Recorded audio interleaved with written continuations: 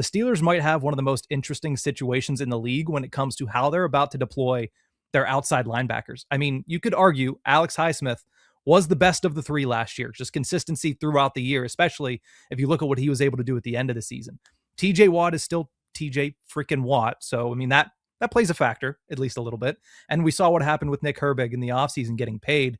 Not only that, Mike McCarthy early in camp talking about, oh, it's easy to scheme against people when they're staying in the same spot. He talks about, oh, this is how we used Clay Matthews back in the day. So how do you envision, with all of that obviously information coming, how do you envision the Steelers deploying that group this season? I think it's fair to say that we should expect some movement, but how much movement do you think would kind of work for this group of three? And shoot, you could throw in Jack Sawyer. He was pretty good when he played last year. 4 outside linebackers that all deserve some playing time.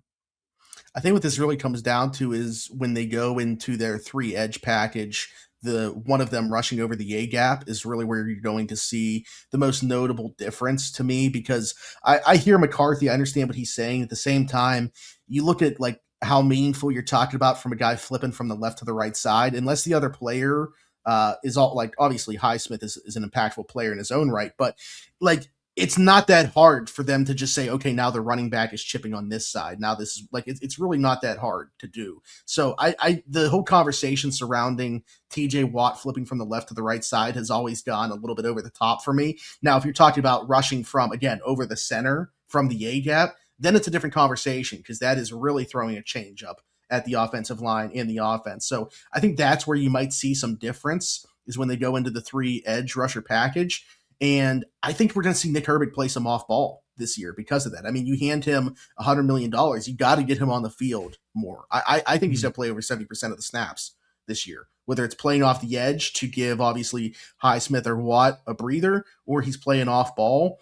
I've talked about this before. It wouldn't surprise me if Peyton Wilson is honestly the biggest, I don't want to use the word loser, but in terms of reduction in snap count from year to year, if he's the guy kind of missing out on this, I think they want all 3 of those all 3 of those edge rushers on the field. And Nick Herbig has shown that he can cover. There was even some conversations when he was coming out about him being an off-ball linebacker, because people thought he was too small to rush off the edge. So yeah, to me, that's what you're going to see more than anything else, is all 3 on the field quite a bit.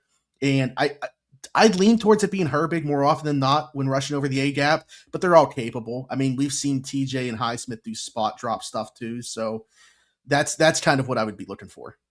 Yeah, I think that's going to be more so than a training camp storyline. That's going to be a storyline to follow kind of throughout the season. And I'm honestly pumped to see that, because for years we've been like, okay, they got a lot of talent in that room, but they could only use 2 of them. But I like the idea, not like it because I do like Peyton Wilson, and I thought he took some strides last year, but I do understand, wanting to have a Nick Herbig out there, especially when it comes to being able to attack the quarterback from that, middle of the field position. So I kind of like what you're throwing down there, and I'm hoping Patrick Graham is listening. I know it's only episode 6, but come on, P. Graham, he's as good as it gets with giving offenses different looks. I mean, you talk about another thing that I think is going to be interesting to watch. We got to assume health. We just talked about all the defensive backs that were hurt, but is going to be who wins the dime backer job, who are the 6 DBs when they go into dime.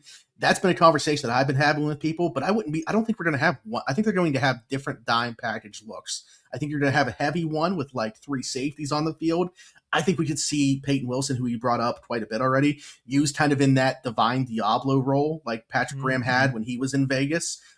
Because Peyton Wilson can cover. He's actually just as good of an athlete. He's faster than Divine Diablo, actually. So he can kind of be that pull runner, play that overhang position with guys that are lining up in the slot too. So I think you're going to have so many different looks from this defense that it's not going to be static. It's not going to be that, country cover 3 that we were used to and the same looks that they were playing out of. That's what I'm most excited to see.